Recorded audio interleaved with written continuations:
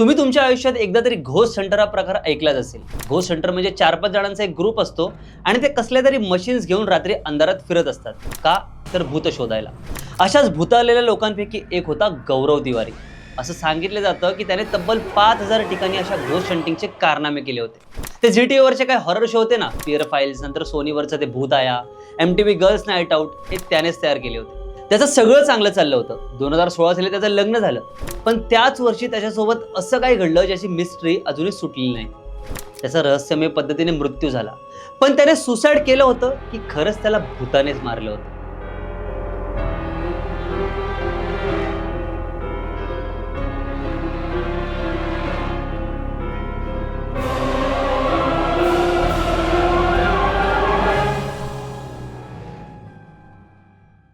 चला तर जाणून घेऊया गौरव तिवारी सोबत नेमकं काय घडलं होतं।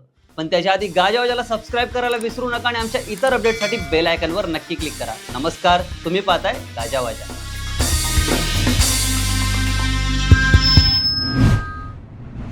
तर गौरव तिवारी एक क्युरियस माणूस, त्यानेच इंडियन पॅरानॉर्मल सोसायटी तयार केली होती।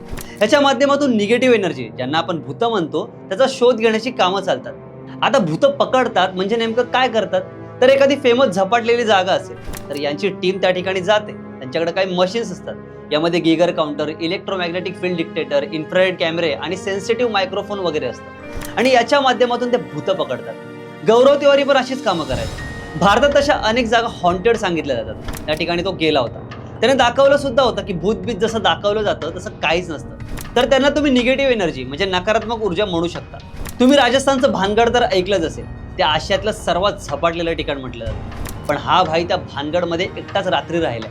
आल्यानंतर बोलतो कसलं भूतबीत नाहीये, असे अनेक कारनामे त्याने करून दाखवले होते। सगळं ठीक चालू होतं। नंतर 2016च्या जानेवारीत त्याचं लग्न झालं। सगळं सुरळीत सुरू होतं। लग्न होऊन 7 महिने उलटले होते। 7 जुलैला गौरव रात्री 11 दरम्यान आपल्या लॅपटॉपवर काम करत बसला होता। दिल्लीच्या एका हॉन्टेड प्लेस बद्दल त्याचा रिसर्च सुरू होता। घरी पत्नी आणि त्याचे आई बाबा सुद्धा होते। थोड्या वेळाने उठून तो बाथरूम मध्ये गेला आणि 10 मिनिटांनी अचानक बाथरूम मधून जोरात काहीतरी पडण्याचा आवाज आला। घरातले सर्वच पाहायला गेले तर गौरव बेशुद्ध पडला होता। त्यांनी लवकर त्याला हॉस्पिटलमध्ये पोहोचवलं, पण तो आधीच दगावला होता। म्हणजे थोड्या वेळापूर्वी सगळं ठीक होतं, पण अचानक आता गौरव हयातच नव्हता। सगळीकडे बातमी अशी पसरली की त्याने आत्महत्या केली, पण ती आत्महत्या मुळीच नव्हती। पाहायला गेलं तर त्याला कसली तंगी नव्हती, अंगावर कसलं कर्ज नव्हतं, फॅमिली मॅटर नव्हते, डिप्रेशन नव्हतं। मग हा माणूस आत्महत्या का करेल? इन्व्हेस्टिगेशन सुरू झालं आणि सर्वांना डाऊट आला त्याच्या पत्नीवर। पत्नीची पोलिसांनी विचारपूस केली, कन्क्लुजन नाही निघालं। पण तिने अशी एक गोष्ट सांगितली जे ऐकून सगळे चाट पडले। ती म्हणाली की गौरव मरण्याच्या जवळपास आठवडाभरापूर्वी माझ्याकडे आला होता आणि म्हणाला की मला अशा काही निगेटिव्ह एनर्जीज, पॉवर्स आहेत, आत्मा आहेत, ज्या मला जीवे मारण्याचा प्रयत्न करतात। पोलिसांना खोटं वाटलं, पण बायकोने त्याला मारलं असेल याचाही पोलिसांना काही पुरावा सापडला नाही। आत्महत्या केल्याचाही पुरावा पोलिसांना मिळाला नाही। मग गौरवचा मृत्यू झालाच कसा, याचा सुगावा अजूनही लागला नाही। मग संशयाची सुई एकाच गोष्टीकडे जाते, ते म्हणजे निगेटिव्ह पॉवर्स। पण त्यांना कसं शोधणार?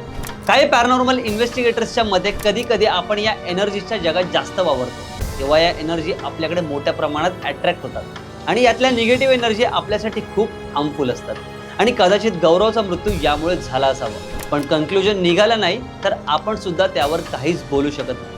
म्हणजे जो माणूस नेहमी जगातले रहस्य शोधत राहिला त्याचाच मृत्यू रहस्यमय पद्धतीने झाला। पोलिसांच्या हाती काहीच लागलं नाही आणि त्यांनी ही आत्महत्या असल्याचंच घोषित केलं। आजही गौरवच्या अशा प्रकारच्या मृत्यूबाबत बोललं जातं, पण गाडी तिथेच येऊन अडते की गौरवचा मृत्यू नेमका कसा झाला। अशाच रहस्यमय गोष्टी जाणून घेण्यासाठी गाजावाजाला लाईक, शेअर, फॉलो आणि सबस्क्राईब करायला विसरू नका।